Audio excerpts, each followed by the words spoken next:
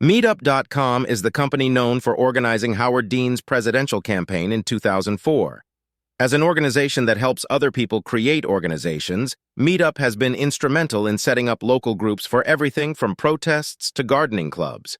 When Meetup.com went through a period of rapid expansion, top executives implemented a command and control structure as a way to regulate and monitor performance. The company even had a review board that worked with managers to oversee what employees could and could not do. The trouble was, productivity went through the floor, says Chief Technol Officer Greg Whalin. One day, a senior manager pulled CEO Scott Heiferman into a conference room and showed him a list of complaints, including, "We aren't a creative company," and "I hate the organization chart." Heiferman decided to go in the opposite direction and push authority and responsibility down to his employees.